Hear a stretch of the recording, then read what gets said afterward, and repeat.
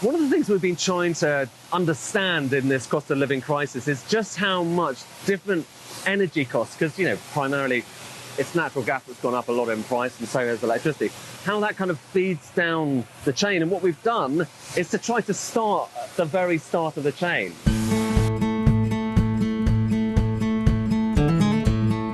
Now, have you ever wondered where salt comes from, table salt? Well, the answer is actually 400 metres beneath our feet here in picturesque Cheshire. There is a very big slab of salt down in the ground, and under here there is what's called a solution mine. How does it work? Well, basically, compressed air goes through that pipe, and then you've got water pumped in through that pipe. That goes down into this enormous cavern that's basically got water going through it. So you're mining, rather than mining with pickaxes, you're mining with water. And then out of this pipe comes, have a look at this, that is brine.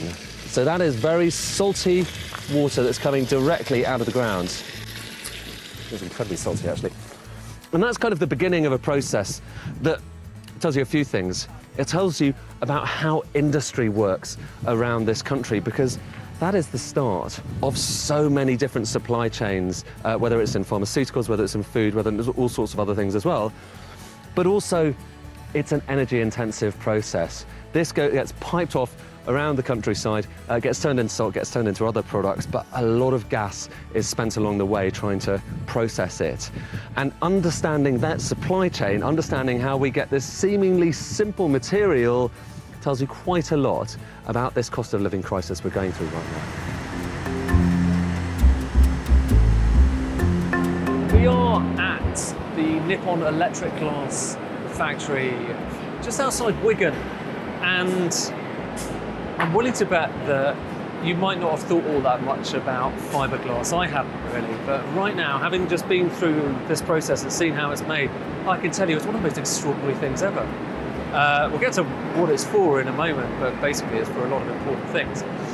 What's striking about this, and we've watched as it's gone through a furnace, you've seen sand and other ingredients melted down at a 1,500–600 degrees.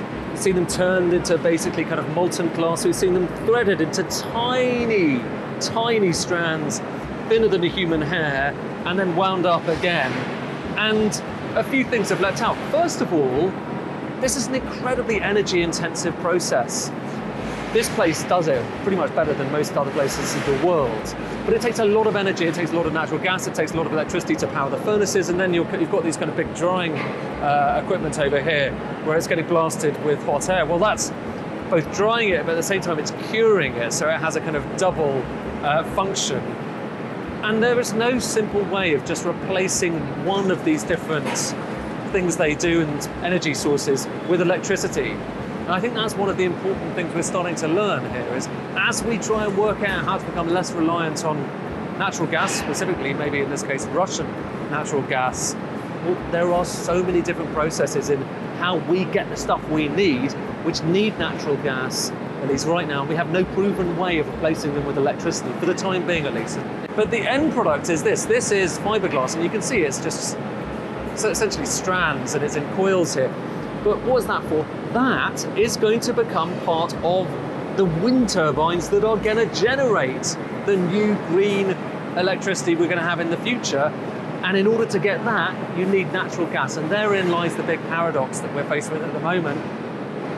We need these fossil fuels to build the stuff to help us escape from the fossil fuels.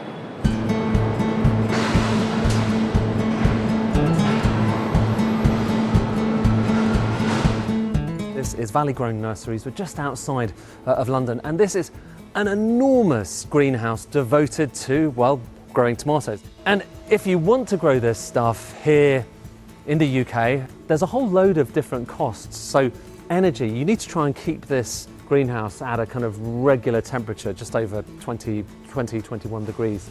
And as well as that, you need to have it kind of stocked with extra carbon dioxide. One of the clever things they do here is they've got a natural gas boiler that's kind of doing the heating, and those bars on the floor there are providing the heating.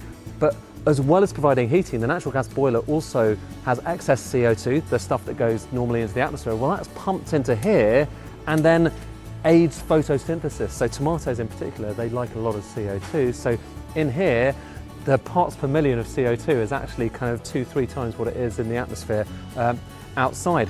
You put all of that together and you're talking about a lot of energy costs that need to go into production, and that's not the only thing. You've also got fertilizer costs. They've gone up by multiples as well. Why? Because fertilizer is made in part from natural gas, and it's a very energy intensive process as well.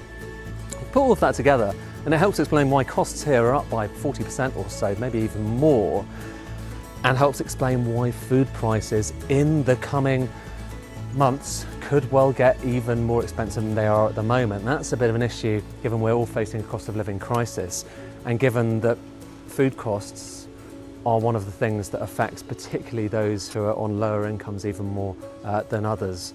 All of which is why we need to understand and think about how we make the foods we eat and what those higher energy costs are doing to them.